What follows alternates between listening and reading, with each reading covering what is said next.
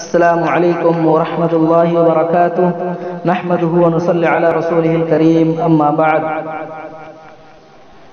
ناظرین اکرام، محترم سامعین، آج ریاض الصالحین کی حدیث نمبر 28 جو ریاض الصالحین کے باب الصبر کے تحت شامل ہے، آئیے دیکھتے ہیں۔ سب سے پہلے متن حدیث، پھر ترجمہ، پھر خلاصہ۔ وعن انس رضی اللہ عنہ قال لما ثقل النبي صلی اللہ علیہ وسلم جعل يتغشاه الكرب فقالت فاطمة رضی اللہ عنها وكرب أبتاه فقال ليس على أبيك كرب بعد اليوم. فلما مات قالت يا أبتاه أجاب ربا دعاه، يا أبتاه جنة الفردوس مأواه، يا أبتاه إلى جبريل ننعاه. فلما دفن قالت فاطمة رضي الله عنها أطابت أنفسكم أن تحثوا على رسول الله صلى الله عليه وسلم التراب. رواه البخاری۔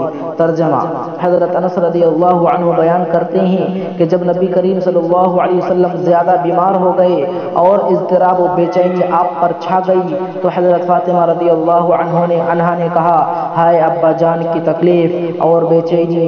آپ صلی اللہ علیہ وسلم نے فرمایا، تمہارے باپ پر آج کے بعد بے چینی نہیں ہوگی۔ پس جب آپ وفات پا گئے تو حضرت فاطمہ رضی اللہ تعالی عنہ نے کہا، ہائے ابا جان، اللہ نے انہیں بلایا تو انہوں نے اس کی پکار پر لبیک کہا۔ ہائے ابا جان، جنت الفردوس ان کا ٹھکانہ ہے۔ ہائے ابا جان، ہم جبریل علیہ السلام کو آپ کی وفات کی خبر دیتے ہیں۔ بس جب آپ کو دفن کر دیا گیا تو حضرت فاطمہ رضی اللہ عنہا نے فرمایا، کیا تمہارے نفسوں نے یہ گوارا کر لیا کہ تم رسول اللہ صلی اللہ علیہ وسلم کے جسد اطہر پر مٹی ڈالو؟ آئیے دیکھتے ہیں اس حدیث کے بھاری بھرکم الفاظ۔ نمبر 1، ثقولا، مرض میں اضافہ ہو گیا، یعنی زیادہ بیماری ہو گئی، مرض کی شدت بڑھ گئی۔ نمبر 2، یتغشاہ الکرب، تکلیف و بے چینی آپ پر چھا گئی، یعنی آپ کے بلندی درجات کے لیے سکرات الموت آپ پر چھا گئے، کیونکہ لوگوں میں سے سب سے زیادہ آزمائش انبیاء علیہ السلام پر آتی ہے۔ وَكَرْبَ أَبَتَاهُ، ہائے ابا جان کی تکلیف ندب کے لیے ہے اور ہاسکتا کے لیے ہے، اور یہ اس پر دلالت کرتا ہے کہ حضرت فاطمہ رضی اللہ عنہا نے اپنی آواز کو بلند نہیں کیا۔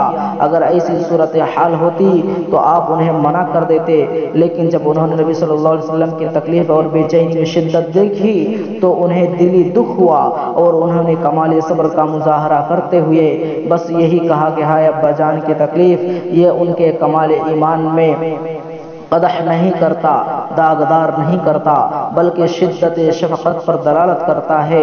لا کرب علی ابیکا، یعنی تمہارے والد پر کوئی تکلیف اور بے چینی نہیں ہوگی، یعنی آپ کو آج کے بعد کسی ایسی صورتحال سے دوچار نہیں ہونا پڑے گا جو آپ کے لیے باعث تکلیف ہو، کیونکہ آپ تو دار کدار یعنی تکلیفوں والے گھر سے ایسے باغات میں منتقل ہو گئے جن کے نیچے نہریں بہتی ہوں گی۔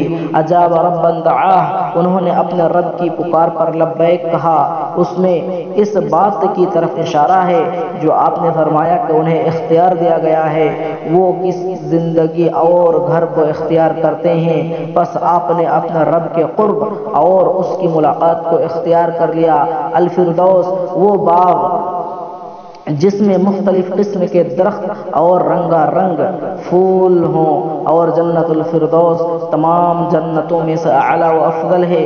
اللہ تعالی ہمیں اس کا وارث بنائے، آمین۔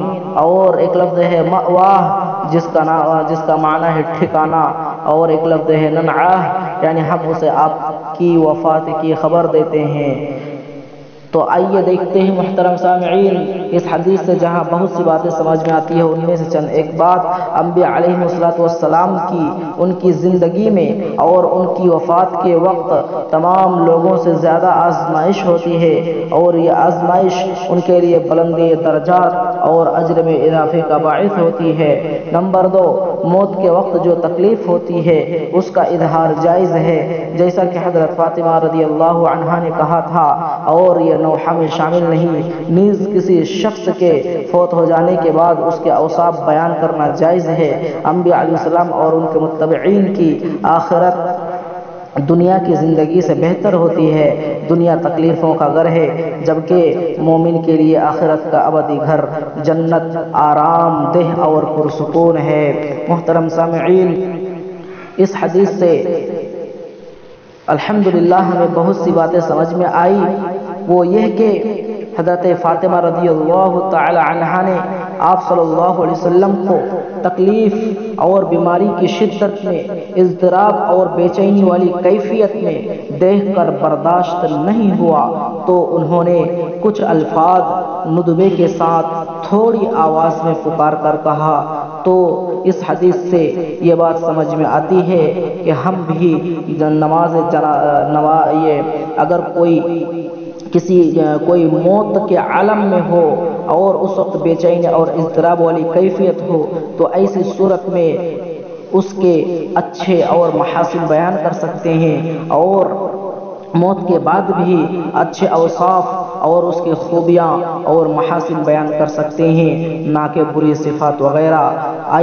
اور یہ حضرت فاطمہ رضی اللہ تعالی عنہ کے لیے صبر کا علم ہے، صبر کا وقت ہے، کیونکہ انہیں صبر نہیں ہوتا تھا کہ ابو جان اب دنیا سے رحلت فرما رہے ہیں، اور اس قدر بے چینی اور اضطراب میں دیکھ کر انہیں صبر نہیں ہوا، کیونکہ انہیں صبر نہ ہونے کے باوجود بھی انہوں نے صبر کیا، کیونکہ آپ صلی اللہ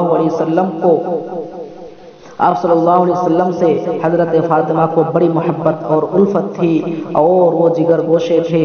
اسی وجہ سے حضرت فاطمہ رضی اللہ تعالی عنہا نے آپ کو سب بے چینی اور اضطراب والی کیفیت میں دیکھ کر صبر کرتے ہوئے یہ الفاظ کہے، یعنی اعلیٰ درجے کے صبر اور کمال درجے کے صبر پر عمل کیا۔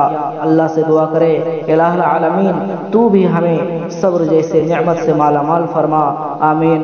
وآخر دعوانا الحمدللہ رب العالمین۔ السلام علیکم ورحمۃ اللہ وبرکاتہ۔